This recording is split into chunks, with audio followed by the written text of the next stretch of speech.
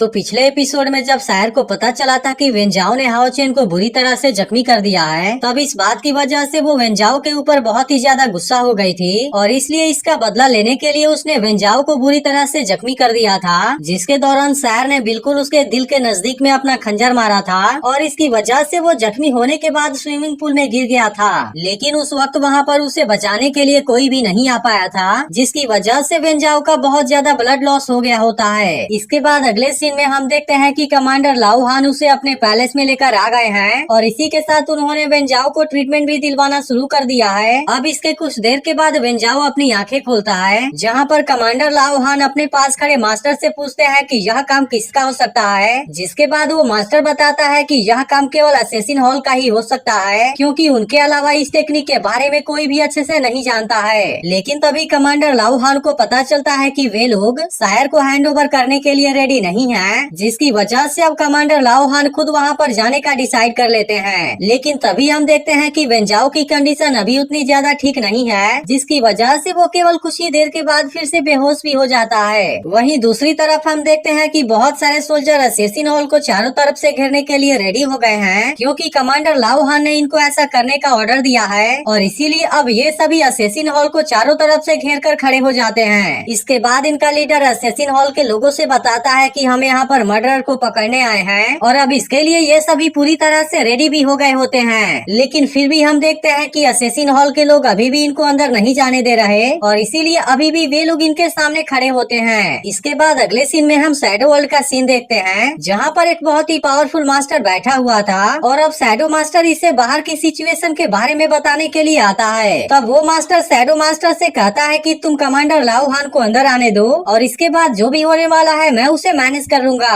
अब इसकी यह बात सुनने के बाद शैडो मास्टर तुरंत यहाँ से वापस चला जाता है, जिसके बाद इसका सीनियर अपने शैडो को वापस खींच लेता है और इसके बाद हम देखते हैं कि बाहर असैसिन हॉल के लोग अभी भी वॉरियर टेम्पल के सोल्जर्स को अंदर नहीं आने दे रहे, जिसकी वजह से वॉरियर हॉल के सोल्जर का चीफ इनके ऊपर गुस्सा हो जाता है और फिर इनसे कहता है कि मैं इस बार तुमसे आखिरी बार पूछ रहा हूँ। और इसके बाद वो इनसे पूछता है कि क्या तुम अभी भी हमको अंदर नहीं जाने दोगे। लेकिन हम देखते हैं कि असैसिन हॉल के लोग अभी भी इनको अंदर नहीं जाने दे रहे और इसके बाद इनमें से एक कहने लगता है कि तुम्हारे पास कोई भी सर्च वारंट नहीं है और इसके बाद भी तुम असैसिन हॉल के अंदर जाना चाहते हो। तब उसकी यह बात सुनकर सोल्जर का लीडर कहने लगता है कि तुम्हारे असैसिन पैलेस के अलावा कोई भी उन सीक्रेट टेक्निक के बारे में नहीं जानता, जिसकी मदद से वेंजाओ के ऊपर अटैक किया गया था। इसीलिए यह बात सबको अच्छे से पता है कि 1000 स्ट्राइक स्पिरिचुअल फर्नेस तुम्हारे असैसिन हॉल के अलावा किसी के पास में भी नहीं है। इसके बाद वो इनसे कहने लगता है कि हमारे पास में इतना बड़ा सबूत है, जिसकी वजह से हमें इसके लिए किसी भी सर्च वारंट की जरूरत नहीं है। और इसी के साथ वो इनसे कहने लगता है कि क्या तुम क्रिमिनल को कवर अप करना चाहते हो। लेकिन अब इसके बाद की वजह से असैसिन हॉल के लोग भी इसके ऊपर गुस्सा हो गए थे और इसके बाद इनमें से एक आदमी कहने लगता है कि अगर तुमने एक और कदम भी आगे बढ़ाया तब इस गलती के लिए मैं तुम्हें यहीं पर मार दूंगा।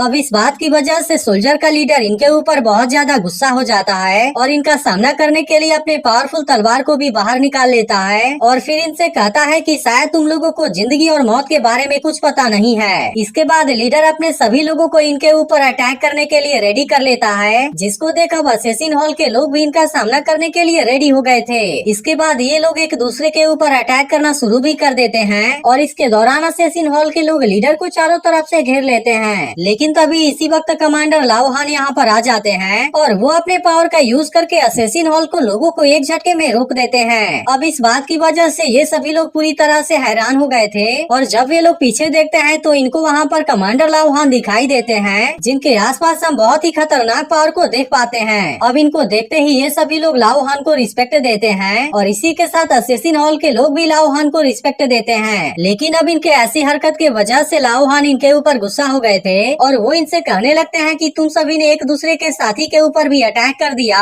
और इस बात के लिए लाओ हान इनको बहुत बुरे तरीके से डांट लगाते हैं और फिर इनसे कहते हैं कि अलायंस ने तुम्हें यही सिखाया है। लेकिन तभी इसी वक्त शैडो मास्टर भी यहाँ पर आ जाता है और वो लाओ हान को रिस्पेक्ट देते हुए बताता है कि शैडो टेम्पल के मास्टर आपसे मिलना चाहते हैं। जिसके बाद लाओ हान गुस्से में अपने पावर का यूज करते हैं और वो केवल एक झटके में इसके पीछे आकर खड़े हो जाते हैं, जिसे देख शैडो मास्टर भी पूरी तरह से हैरान हो जाता है। इसके बाद हम देखते हैं कि कमांडर लाओ हान शैडो टेम्पल के अंदर आते हैं, जहाँ पर शैडो टेम्पल का मास्टर बिल्कुल इनके सामने ही बैठा हुआ था। लेकिन इस वक्त लाओ हान असैसिन हॉल के ऊपर बहुत ही ज्यादा गुस्से में थे और वो मास्टर के बिल्कुल सामने आकर खड़े हो जाते हैं। इसके बाद वो इस शैडो मास्टर से गुस्से में पूछते हैं कि क्या तुम्हें अलायंस के लॉ के बारे में पता है। और इसके बाद लाओ हान शैडो मास्टर से उस आदमी को हैंड ओवर कर देने के लिए कहते हैं जिसने कि वेंजाओ को बहुत ही बुरे तरीके से जख्मी किया है। इसलिए लाओ हान शैडो मास्टर से कहते हैं कि अभी भी इसमें ज्यादा देर नहीं हुई है। तब उनकी यह बात सुनकर शैडो मास्टर कहता है कि तुम यहाँ से वापस चले जाओ, क्योंकि आज यहाँ पर चाहे कोई भी आ जाए मेरा आंसर पहले के जैसा ही सेम रहेगा।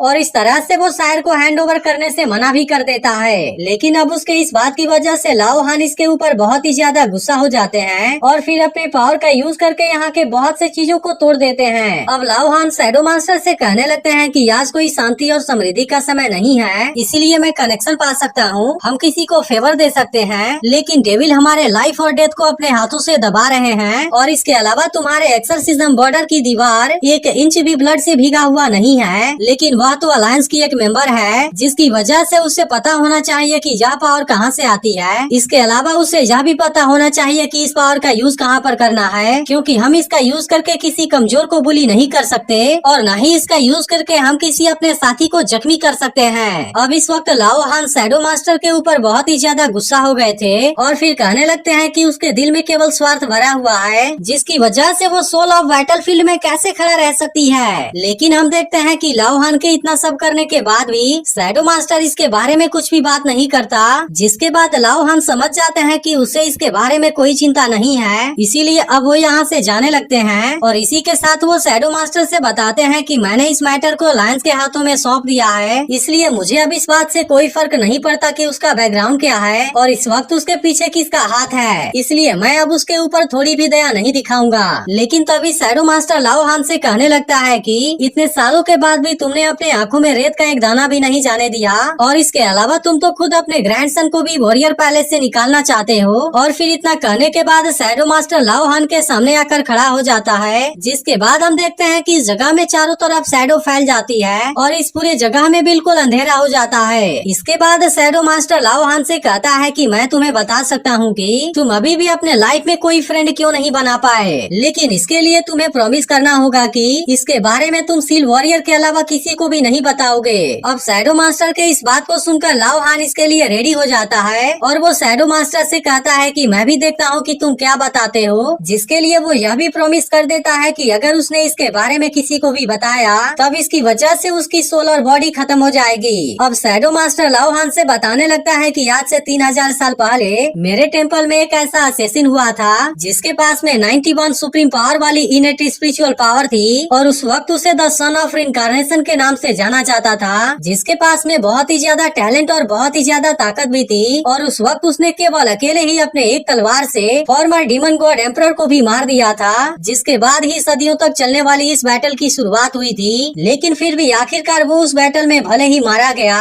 लेकिन इसी के साथ उसने अपने ताकत से डीमन गॉड एम्परर को भी बुरी तरह से जख्मी कर दिया था, जिसकी वजह से आज तक वो मानव इतिहास का एक ऐसा समय है जब हम डीमन गॉड एम्परर को मारने के बिल्कुल नजदीक थे। इसके बाद शैडो मास्टर लाओ हान से बताता है कि उसके बाद अगले 3000 सालों में आज तक उसके जैसा कोई भी जीनियस पैदा नहीं हुआ था, लेकिन फिर उसके 3000 साल के बाद रिनकार्नेशन वर्जिन फिर से अर्थ पर वापस आई थी और फिर हमें पता चलता है कि वो कोई और नहीं बल्कि शायर है, जिसके पास में लेजेंडरी 100 पॉइंट वाली इनेट इनर स्पिरिचुअल पावर है। अब इसके बारे में पता चलने पर लाओ हान पूरी तरह से हैरान हो जाता है और फिर वो शैडो मास्टर से कहता है क्या तुम्हें पूरा यकीन है कि वही रिनकार्नेशन वर्जिन है, जिसके बाद शैडो मास्टर इस बात के लिए हाँ कर देता है और अब इस बात की वजह से लाओ हान और भी ज्यादा हैरान हो गया था। अब इसका अगला एपिसोड भी कुछ घंटों में अपलोड हो जाएगा, लेकिन अगर आपने इसके पिछले एपिसोड को मिस कर दिया हो तो लेफ्ट वाली वीडियो जरूर देख लेना और एक्सप्लेनेशन अच्छी लगी हो तो वीडियो को लाइक भी जरूर कर देना।